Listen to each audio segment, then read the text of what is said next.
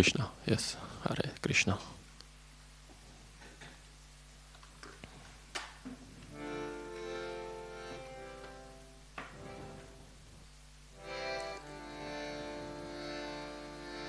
Jaya Radha Madhava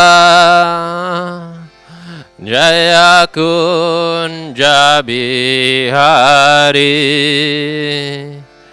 Jaya Radha Madhava Jaya Kunja Bihari Jaya Radha Madhava Jaya Kunja Bihari Jaya Radha Madhava Jaya Kunja Bihari Gopi Janavalabha Jaya Giri Varadari Jaya Giri Varadari Gopi Janavalabha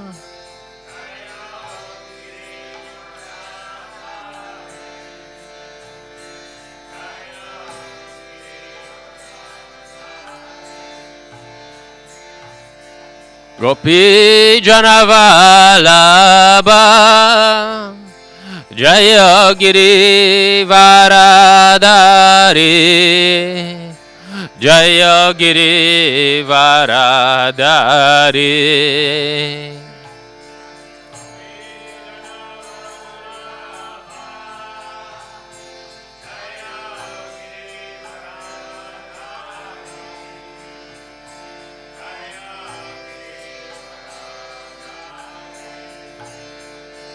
Jaya Yashodanandana Jaya Braja Janaranjana Anandana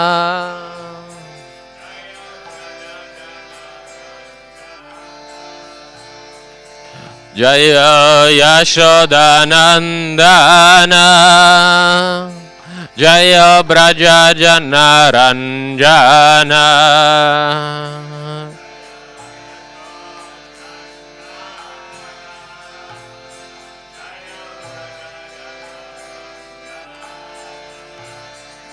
Jaya Yamuna Tira Vanachari Jaya Kunja Bihari Jaya Kunja Bihari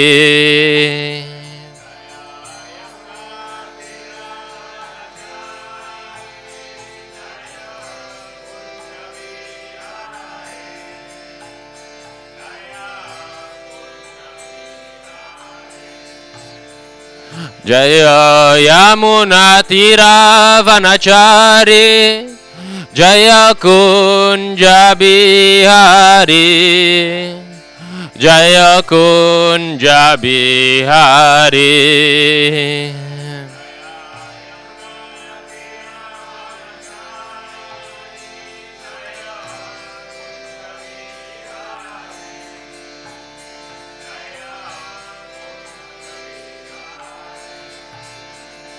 Jaya Radha Madhava Jaya Kunja Bihari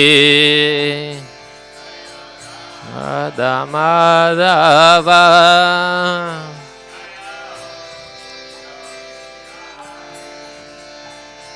Jaya Radha Madhava Jaya Kunja Bihari Jaya Radha Madhava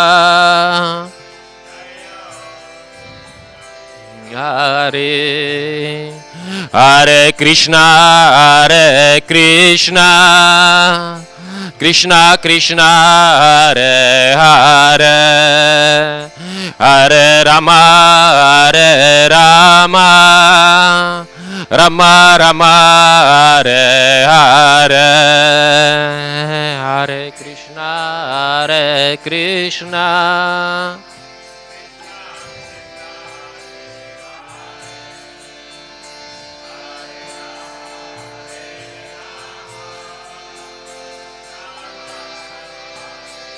Hare Hare Krishna, Hare Krishna, Krishna Krishna, Hare Hare, Hare Rama, Hare Rama, Rama Rama, Hare Hare, Hare Krishna, Hare Krishna,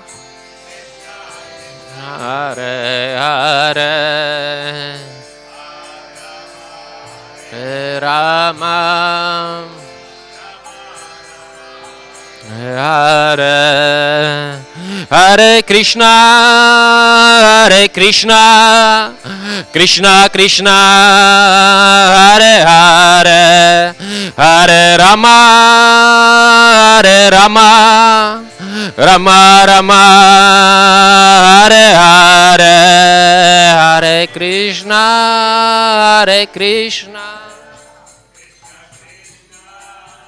Hare Hare, Hare Rama, Hare Rama, Rama Rama, Hare Hare, Hare Krishna, Hare Krishna, Krishna Krishna, Hare Hare, Hare Rama, Hare Rama, Rama Rama, Hare Hare, Hare Krishna, Hare Krishna, Krishna Krishna, Hare Hare, Hare Rama, Hare Rama,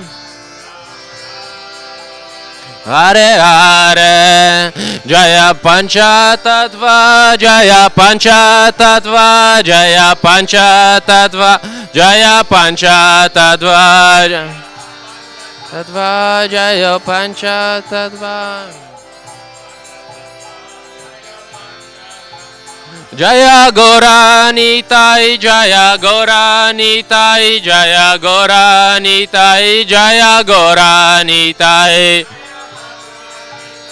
Jaya Goranitai, Jaya Goranitai, Jaya Goranita, Jaya Prabhupada, Jaya Prabhupada, Jaya Prabhupada, Jaya Prabhupada,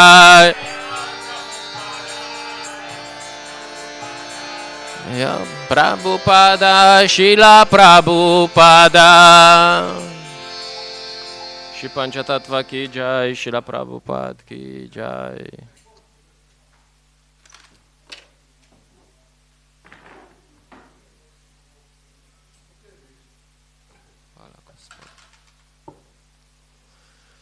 Om Namo Bhagavate Vasudevaya. Om Namo Bhagavate Vasudevaya. Om Namo Bhagavate Vasudevaya. Hare Krishna, we're reading from Srimad Bhagavatam, Canto 10.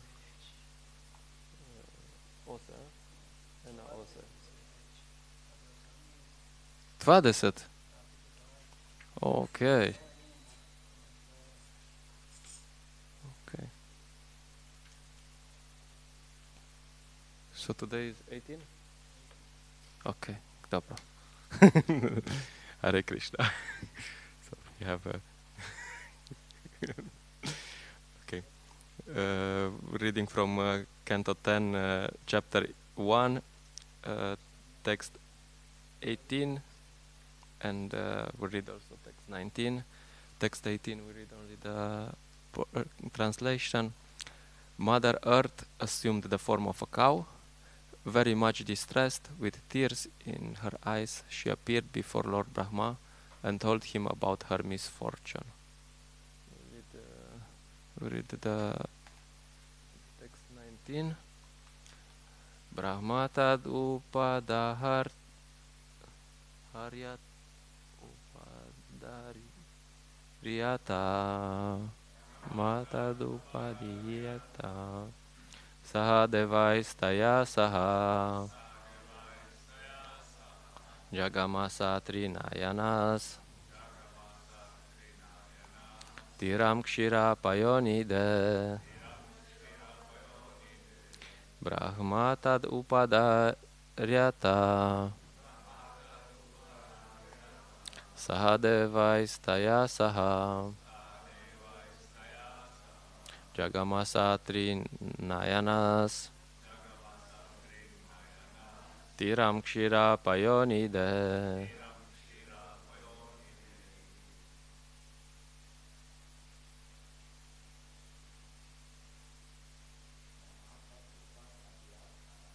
Mata Dupadaryata Sa Devaistaya Sa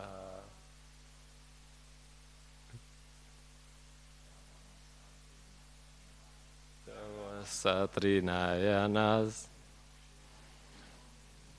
Tiram Shira Payonide Mata Dupadaryata Saha Devaistaya Saha Agama Satrinayanas Yaro Paronide. Okay, Matajis. Brahmata Dupadaryata Saha Devaistaya Saha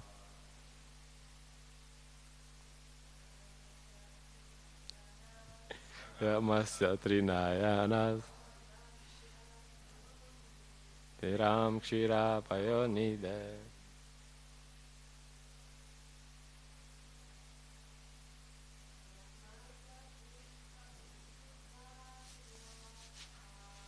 Brahmata Dupadaryata Saha Devaistaya Saha Gama Satrinayanas Ram Shira Padonide. Brahma, Lord Brahma, Tad Upadarya, understanding everything rightly.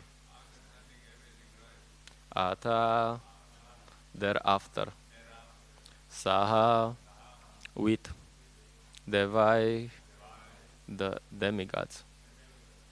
Taya Saha, with Mother Earth. Jagama, approached. Satrinayanaha,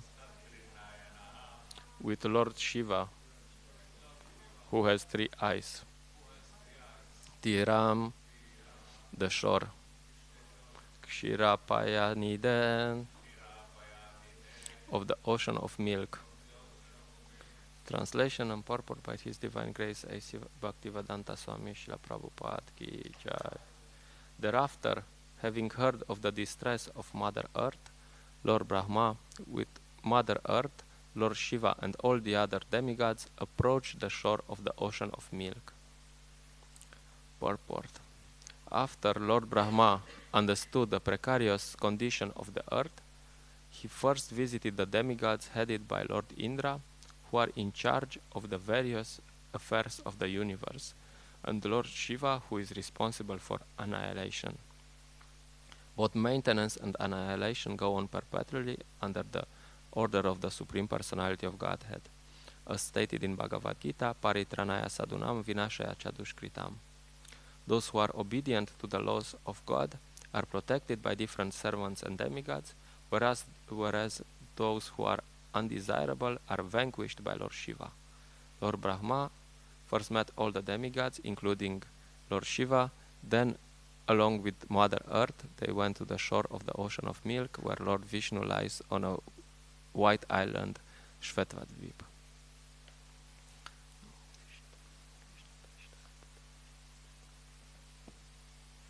Namo Om Vishnupadaya Krishna Preshtaya Bhutale Shimate Bhakti Vedanta Swamiti Namine Namaste Sarasvate Deve Gauravani Pracharine Nivishesha Shunyavadi Pashyate Deshatarine Jai Shri Krishna Chaitanya Prabhu Nityananda Shadvaita Gadadara Shiva Sadi Gaura Bhakta Vrinda Hare Krishna Krishna Krishna Hare Hare Hare-rama Rama Rama Hare Hare.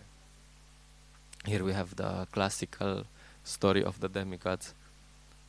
They sometimes the demigods get in trouble, and the difference between sometimes the demigods also do some stupid things, but the difference is that the demigods, when they get in trouble, they go to Lord Vishnu for protection.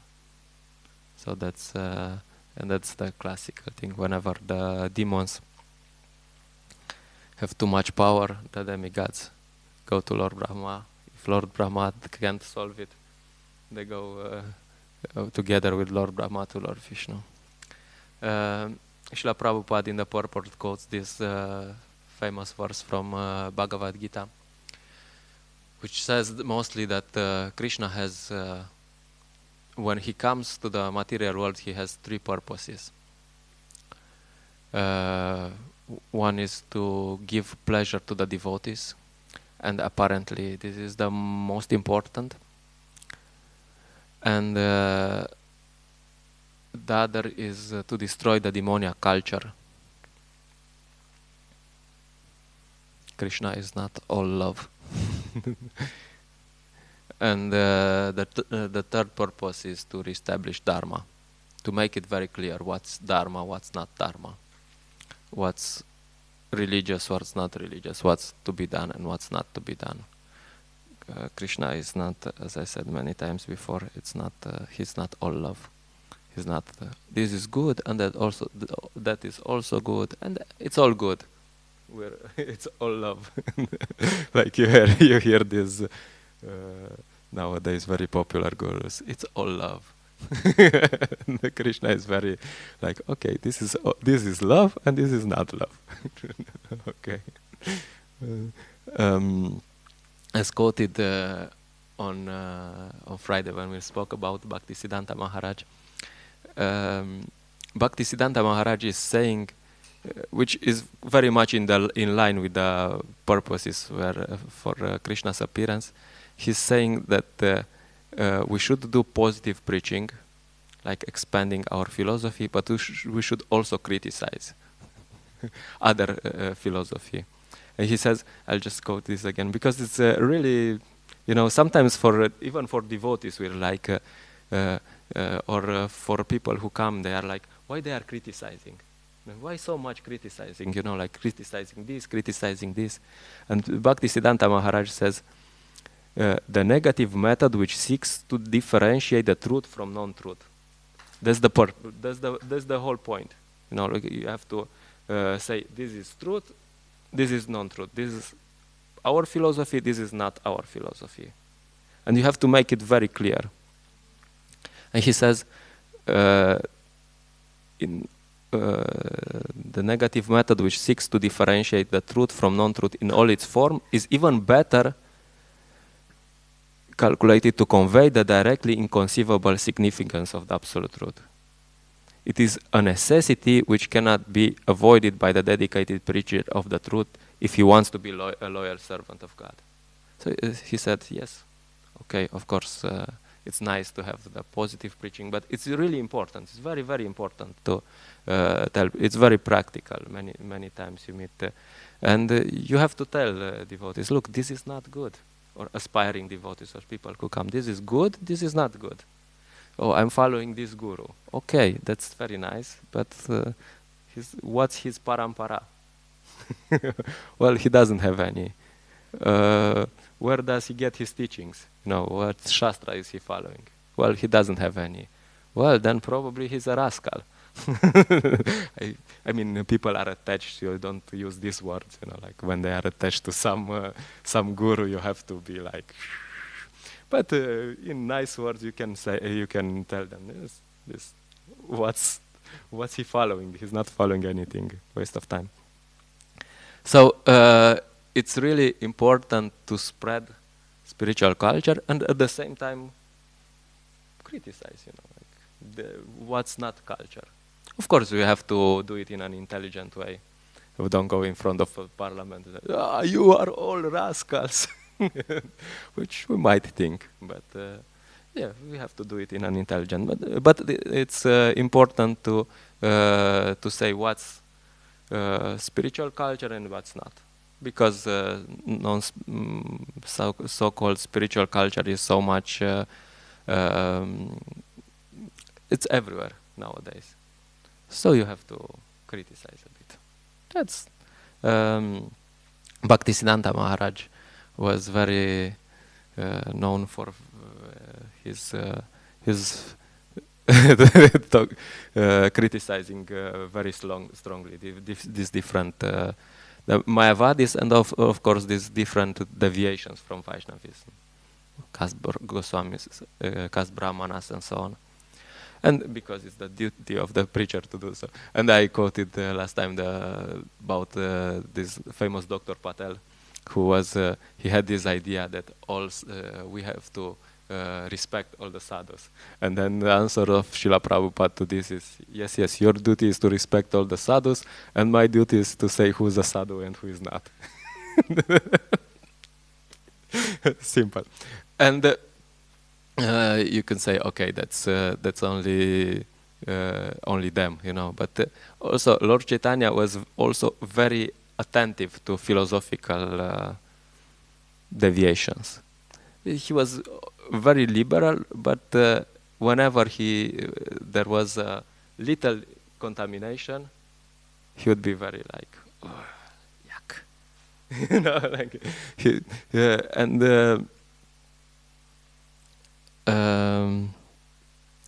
he had Svarup Damodar Goswami, who was, if anyone wanted to wrote a song or something, and he wanted to present before Lord Chaitanya, they had to pass by Svarup Damodar Goswami. So it was like Lord Chaitanya wouldn't hear anything, like check Lord Svarup Damodar Goswami. And if they passed, if Svarup Damodar Goswami approved, then they could go in front of Lord Chaitanya and present, oh, I wrote this poem about Krishna. Oh, very nice, very nice. And if there was a bit of contamination, Lord Chaitanya would not tolerate it. He would become very angry. What's this stupid thing? And there's this incident described in Chaitanya Charitamrita that once Bhagavanacharya came with a young poet who wrote something about who wrote a drama actually about Lord Chaitanya. So Bhagavanacharya was very impressed with this drama, and he came to Svarup Damodar, and Svarup Damodar said, "Yeah, you're very liberal. You like to hear anything." No, this is really well written. Oh, and after, like he really insisted. Oh, okay. Svarup Damodar said, "Look, he has to follow if you want to write drama, he has to follow some principles, and these principles, and that principle, and that principle. There's some rules. You don't do anything." And eventually, he says, "Okay, let's hear it. Let's see." And then this poet came, and Svarup Damodar says, "Okay, let's start with the introductory." Apparently, in the dramas, they have some introductory part where they say, like, I don't know. And so he said something, like, and everyone was.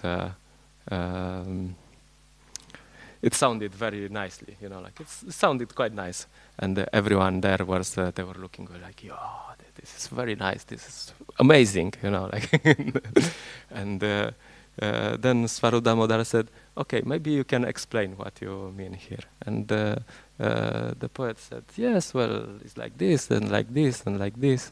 And everyone was like, wow, yes, this is amazing. And then Svarup Damodar says, you are a fool. Svarup Damodar was more philosophically cultured. He was very, very strict. He said, you are a fool. You have brought ill fortune upon yourself, for you have no knowledge. He was very strict, like very, very tough on this Brahmana. Because, and then he pointed out a few philosophical discrepancies, like some Mayavada tendencies and something. Just one verse. He just put the introductory part of the drama, like he said one verse, and Svarup Damodar just smashed him. I said, this is not good, this is not good, this is not good, this is not good. Very. So it's very important, to understand, to have a clear understanding of philosophy, because sometimes the contaminations might not be so gross, and we should really be very clear what's bona fide and what's not. And we should develop this sensitivity, when you, with time we should develop this sensitivity, like Lord Chaitanya immediately would detect this is some tinge of Mayavada here. And Svarup Damodar immediately, when he heard this drama, I said, yes, there's this contamination, there is this contamination. And we should really become so philosophically advanced that we get this. Maybe not on that level, but that we understand, this is good and this is not good. This is our philosophy, this is not our philosophy. It's very, very important. We should really know very well, because if you want to spread Prabhupada's teachings, you should be very clear what's in Prabhupada's teachings and what's not, at least for ourselves. So that makes it very important to study the books and to study the philosophy very, very, very, very clear. Because like in this example, everyone was very happy, like they heard this drama, said, wow, this is so nice. And Svarup Damodar said, no, this is not it. This doesn't match our philosophy. So we should be on that level, that we understand, this is not our philosophy. One more example. I was reading yesterday a bit from Chaitanya Charitamrita, and Krishnadas Kaviraja explains how he got to write eventually this Chaitanya Charitamrita, how he got the mercy of Lord Nityananda. And he had a brother, and they had someone visit them who was a devotee of Lord Nityananda. And his brother was,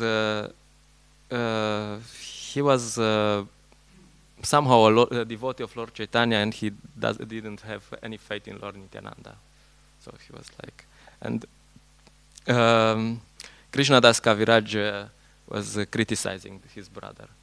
He says, these two brothers are like one body. They are identical manifestation. If you don't believe in Lord Nityananda, you'll fall down.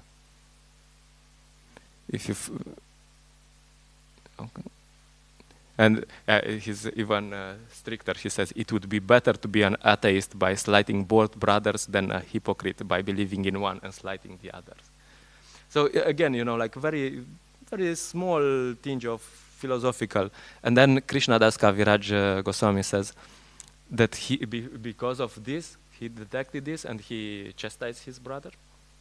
He gets the mercy of Lord Nityananda. He says, that night, Lord Nityananda appeared to me in a dream because of my good quality in chastising my brother. That was his qualification. That he didn't he didn't tolerate this. This is crazy philosophy. Just a side note. So yeah, it's quite important to be attentive to details of philosophy. Okay, we'll go back to that again. Because the idea is that we should understand this culture. We should not. It's not that we should only understand it theoretically. We should also apply it.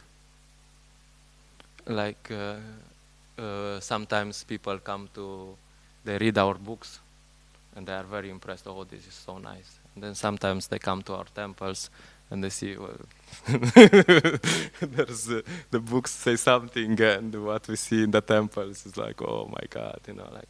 I mean, sometimes it's their perception, sometimes it's really true. So we have to be really attentive that we also apply what's in the books, not just okay, I'm speaking high philosophy, but my behavior doesn't match the philosophy.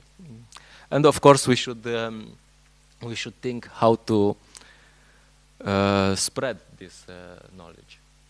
Srila Prabhupada, he was not thinking, we'll save 10 people, they will live in a temple, and we have maybe another, how many, maybe 100 devotees in Slovenia living outside. And he was like, that's good, it's good enough. No, he was thinking really big. He was thinking, okay, you have to flood the world, the whole world in Krishna consciousness. And then Lord Chaitanya had this vision that Krishna consciousness will be there in every town and village. So we should think in line with that vision, not that, oh my God, there's 10 devotees, it's good. We're happy, it's good, there's preaching, we're preaching, it's good. We should be a bit unhappy that we don't have more. And this is the bad news, and the even worse news, or worse, is that we should be the tools for doing that. That we should not be. We should think how to have more devotees. You know, like I heard in the 90s there were 80 devotees living here. So apparently there's enough space for 80 devotees. So we just have to bring them in. 65. Okay. Only 65. Good. So 65 devotees were living in the temple. So we have some way to go until then. And then when 70 want to live here, or 80, we will probably find some solution, like get another building somewhere. Have a tent. See, Uddhava Mitra found the solution. And so we should do something about it.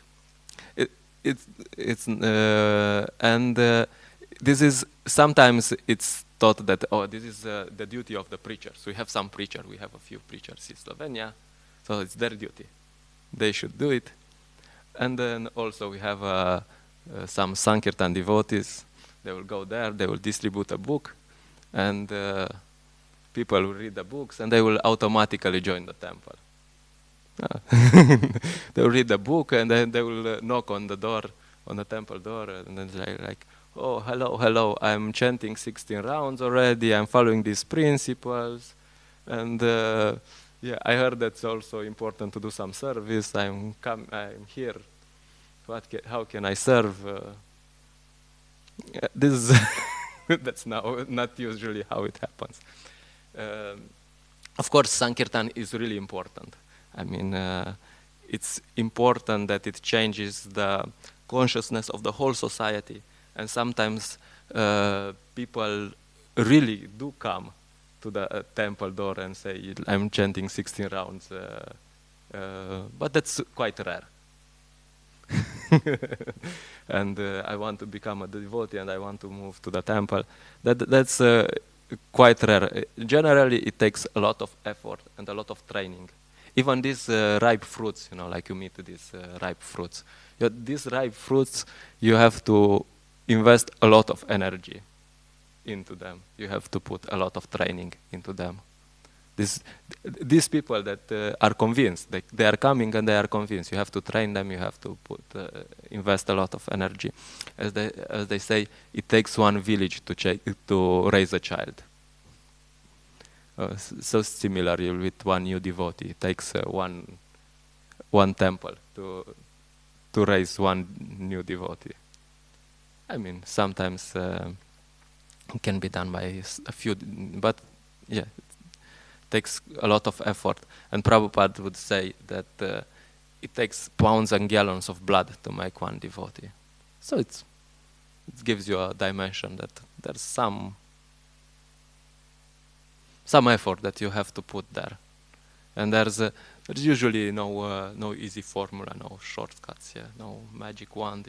And like, oh, okay, so we should be aware of this, and we should do whatever effort is needed to make new devotees. This should be the purpose of a temple.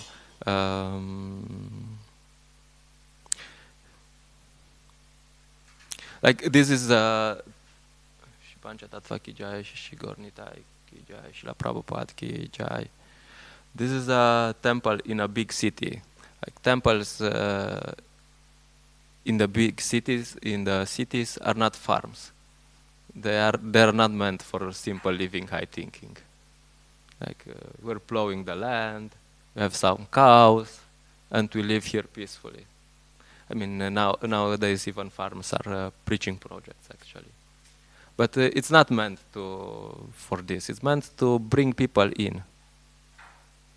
Because anyway, there's no why would you want to live in a city? There's sometimes people would say, oh, this city is very nice, but I mean, maybe it's nicer than other cities, but it's a city, like it's polluted, it's crazy, like, why would you want to live in a city? So the only reason to live in a city is to preach. That in the city, in Ljubljana, there are like 300,000 people, and with people who are coming every day to work or to school is like 500,000, something like this. So that's the only reason why we're in Ljubljana. Otherwise,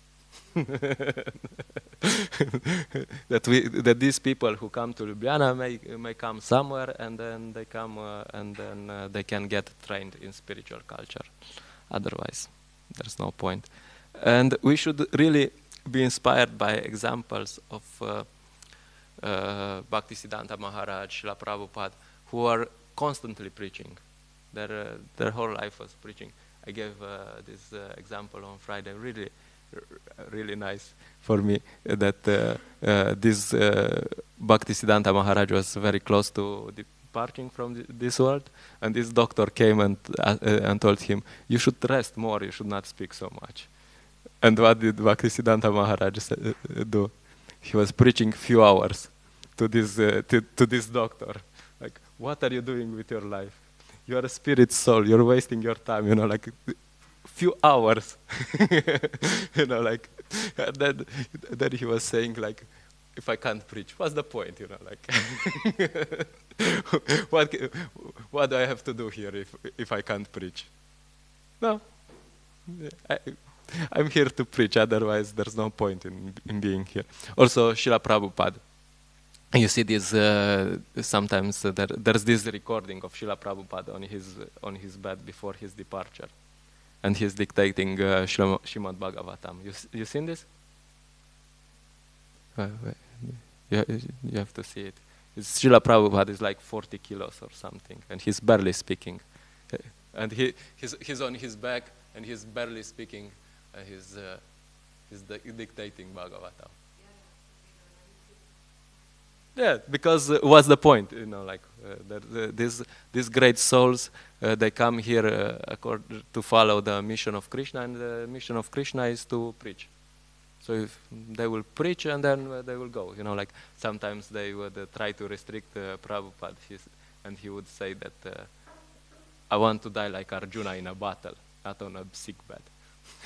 Like I'm a preacher. I'm a preacher. I will go out and preach, and if there's something happening, what to do?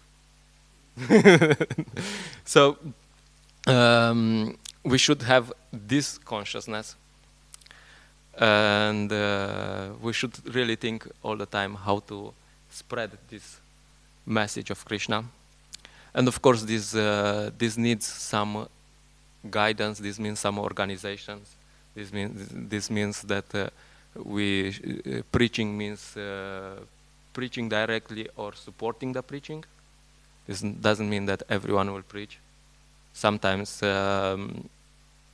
for some devotees, it's better not to preach. But the idea is to support to preach or support the preaching and think how to have this consciousness. I'll just tell you a brief story. I found it on Facebook yesterday. Navadvip Chandra Prabhu put it. You saw it, huh? Yeah. So it says that JFK, John Fitzgerald Kennedy, was walking around NASA. He went to NASA headquarters, and it was late, like it was after the closing time. And he found this janitor, cleaning person. He was just cleaning there. And he was mopping the floor, and he was on the corridors, he was mopping, and he was like, and JFK went to him and asked him, "Why are you working so late?" He asked. And for most people, he would say, "Okay, I mean, what he was doing? He was mopping the floor, so whatever, like there's people who are doing serious things here in NASA, and this guy is just mopping the floor." And the janitor stood straight a bit, like he looked him in the eyes and he said, "Mr. President, I'm helping put a man on the moon." Very high consciousness this janitor had, like, I mean, of course you have this.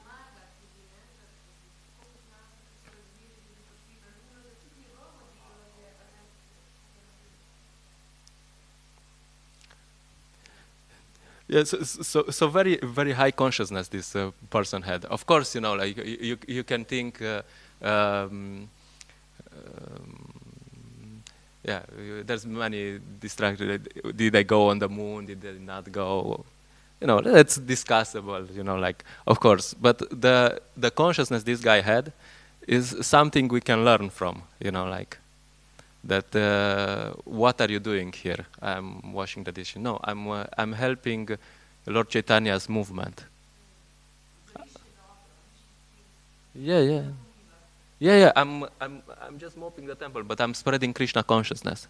I'm a tool for Lord Chaitanya. And if everyone has this consciousness, then even this, menial services like this, these services, actually you're understanding. Oh, this is part of a bigger picture, and this temple is. I'm helping in preaching because then on Sunday we have before Sunday feast. I will clean before Sunday feast, and when people come, they will see it's clean. They will see the nice deities, and they will be inspired, and then they will chant Hare Krishna and so on and so on. You see this as part of a bigger picture. Very, very. I mean, when I read this story, I was like, "Wow, this is amazing." Like this is exactly what. So that's the idea that we should have this preaching consciousness, and if we have this, then we'll see. If really everyone has this preaching consciousness, I'm pretty sure then this temple will become too small, or other temples also. Yeah. Okay, I'll stop here. If there's some questions, concerns, comments. Nataka Chandrika, maybe.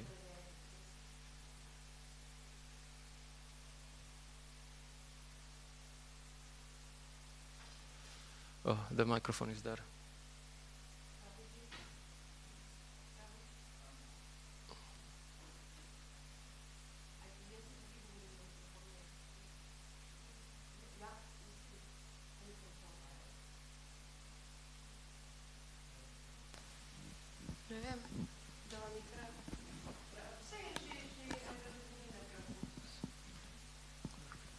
have to translate. Thank you for lecture.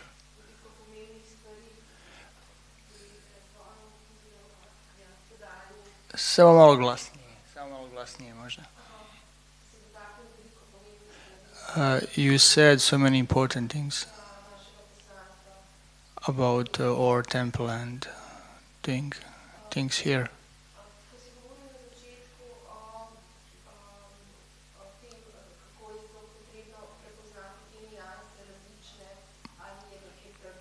When you talk on a lecture how to recognize what is proper, what is not,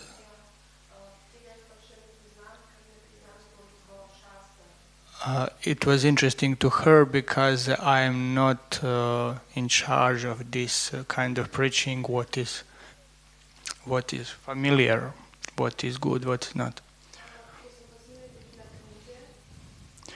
When I was distributing books,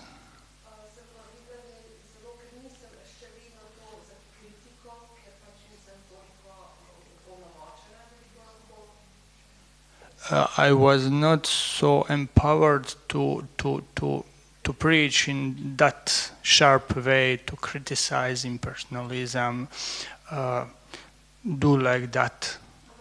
Yeah.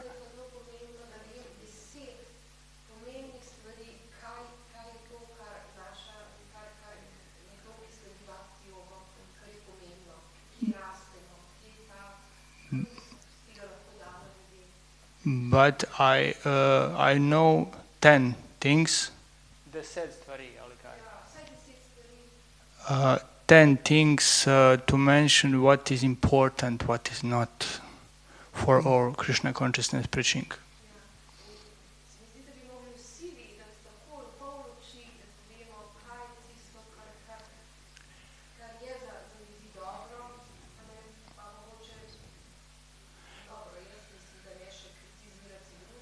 And of course, we need to recognize and to be conscious how to preach in that way that we can clearly explain people what is good, what is not, yeah, and not criticize others.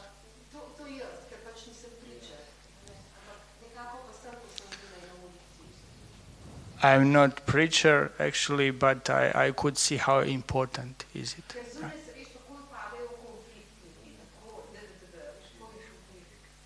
Because it is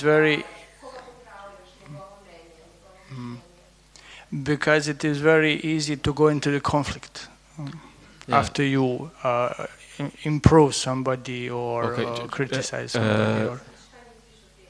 Yeah, just because I will forget that there's already 2 ideas I want to elaborate, and then I'll forget. I'm sorry. And then I will be back. So one thing is we say we're not preachers. Everyone in this movement is a preacher. If you have a service of being in contact with people, if you're in contact with people who are devotees or some new people, then it's very, very important that you know what Prabhupada wants and what he doesn't want.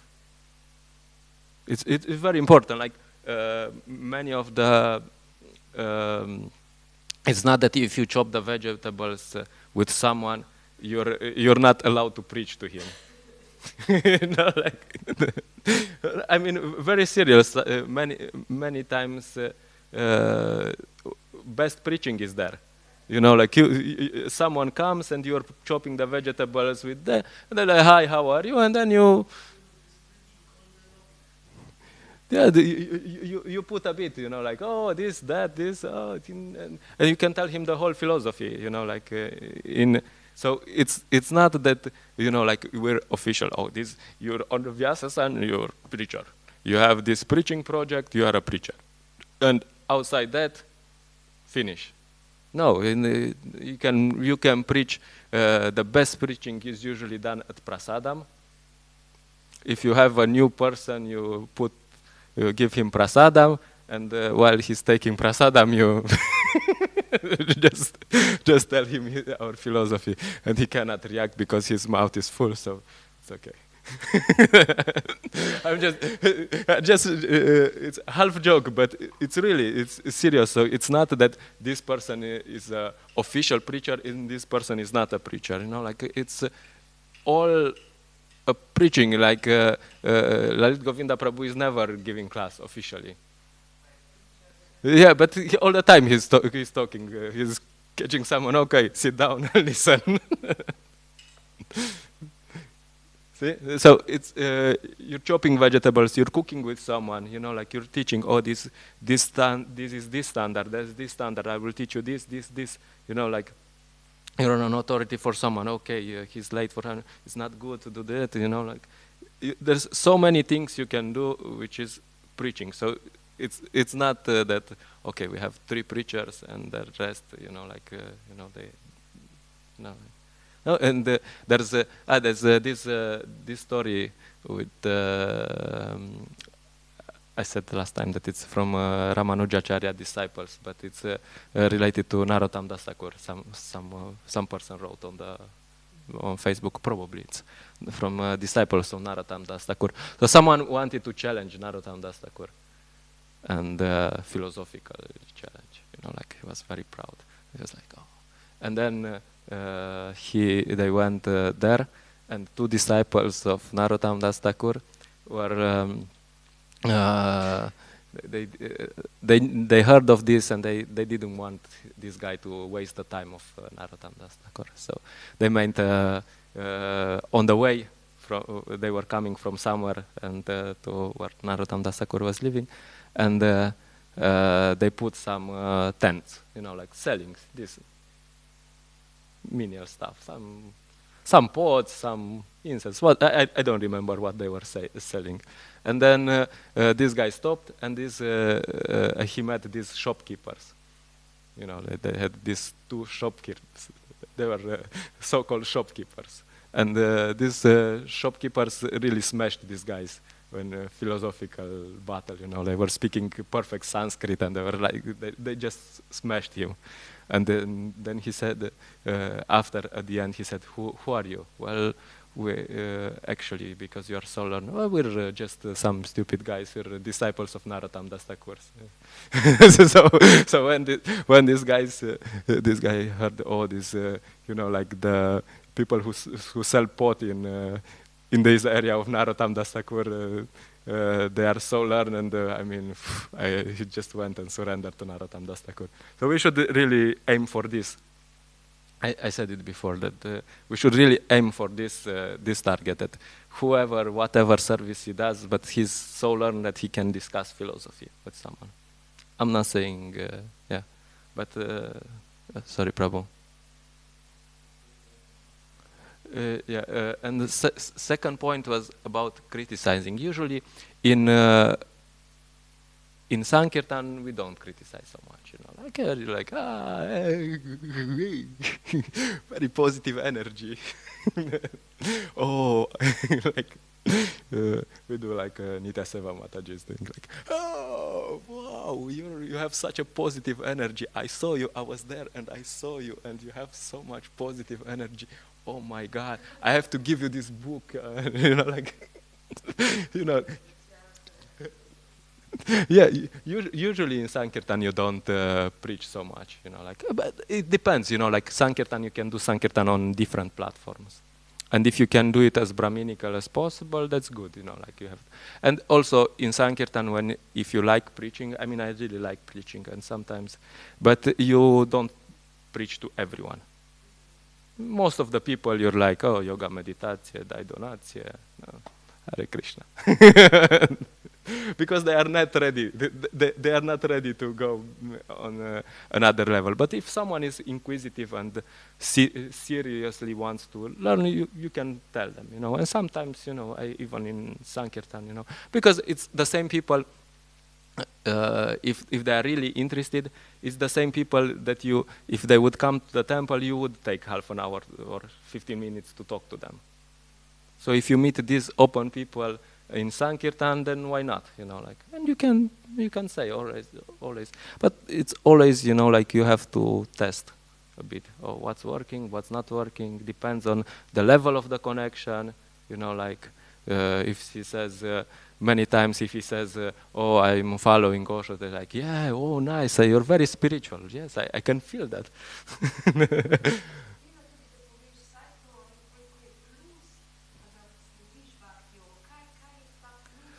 Yeah.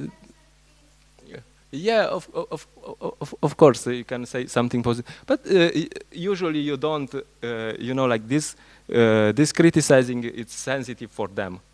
So then you have to be very attentive when you use it before you create some relationship, and you see that he's open and he can do it, and then you test.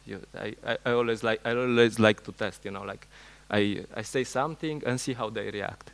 And if they don't react, I change, you know, like the subject. Oh, yeah, and the nice weather. Yeah, but I mean, you have to be very attentive how you do it. You know, like if someone tells you that he's attached to Sadhguru, okay, you're gonna criticize it, but you're like, it's good. You never do this in writing, never. You have to do it on the phone. At least on the phone or live, that you have to see the reaction, and you put something. You say something. You say something. See how attached he is and how much he's willing to accept. Very important. So yeah, this is life. Okay. Sure. We have a microphone.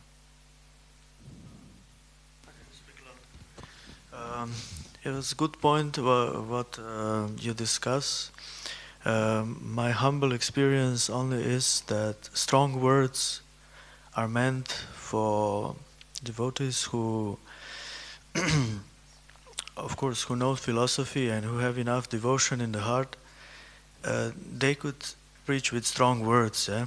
And they could preach to people who are proud, especially proud people who want to mislead other people. But like you said, in Sankirtan, you do in different way, yeah? And this is a very important point, which I feel, because when I became devotee, was one very nice devotee, which he really deserves. I mentioned his name, Lalit Govinda Prabhu. He knows him very well. He left already this planet, Kavalipati Prabhu. And his point was very simple. He said, you don't, when you talk with him, he was a preacher. He makes so many devotees in Slovenia, 65 devotees in the temple. I was one of them here at that time. And his main quality was compassion. Yeah. And that compassion came from Lord Chaitanya, from Srila Prabhupada. And sometimes I see in ISKCON, you know, some devotees mix these two things. Of course, we have to say what is right, what is wrong. It's very important, because otherwise we pour water to the milk of philosophy. But sometimes devotees are not enough advanced to do that. They think we will smash this person, but at the same time, maybe this person is, we don't see properly. This person really deviated philosophically and want to mislead other people, want to cheat other people. For these persons are strong words. But for people who are innocent, for people who are ready to change, who don't want to make some big philosophy out of something, for them is compassion. Because if we start to all the time criticize people, first of all we get karma from them. And if we are not enough strong in chanting Hare Krishna, this karma will affect us, and then we will be tested with same things, same anarthas. This is my humble experience. And of course you will comment on this. But Prabhupada could speak very strong, because he was very, very deep, and he had amazing compassion. And this was his compassion to cut philosophical deviations. But unless we are very advanced, we should be careful, because this criticism can be like boomerang back to us, and then we will be tested. That's my humble experience. Yeah, of course. I mean, there's a difference in between strong presenting of the philosophy and strong words. You know, like this. If you to say to someone, you don't have to. Most of the times, you don't have to use strong words. Like. And you have, as you said very clearly, of course, Srila Prabhupada was very compassionate, and he would use some strong words, but very rarely, actually. More, I mean, we like these events, but actually he was used that more rarely than we think. If you ask His Holiness Prahladananda Maharaj, that was his experience, that he rarely used this stuff. And he would criticize like these so-called spiritual leaders very strongly for the benefit of his devotees. He would not go to this to them and criticize them. He would criticize because these devotees were following them. So yeah, that's of course true. And it's not so much. We should criticize crazy philosophy, and we should correct people in a very gentle way. That we have to put this compassion, and we should never, do this like you meet someone on the street. If you want to, just if you feel like this boxer fighting, like I want to smash his philosophy, then it's. Just stop. Just don't do it. But if sometimes you have these people who are more or less ready, and you have to smash their misconceptions. You're not smashing them, like it's not. It's a service you're doing to them to get them rid of those misconceptions. And you don't have to. Most of the times, you don't have to use strong words and so on. You have to just. There's a difference, like between being firm, being clear, and using strong words. Like just what most of the time there's no need to use strong words. Yeah.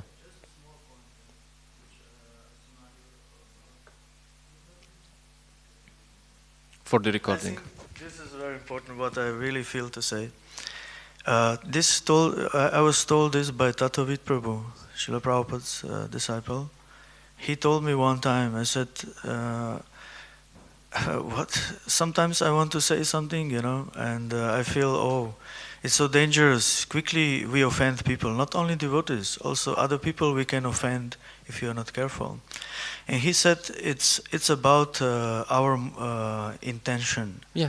It means if you really have that feeling, you want to, you say something, whatever you say to devotees or non-devotees, that in your heart is that you want to put people down and subtly rise yourself up like a ISKCON, like a movement, like a devotee, like that's wrong. Yeah, we have to stay humble, and if his criticism is for the good of Krishna consciousness, will be very good. Will work, and people will understand, those who are smart, and in this way, this cutting will really affect these philosophical deviators. But when our intention in the heart is to put someone down and rise ourselves up, it's wrong. Because I saw in this movement, even, I will not mention names of devotees, but I was surprised. Some were really speak, for example, very bad about Gaudiya Math. This, that, Gaudiya Math, this.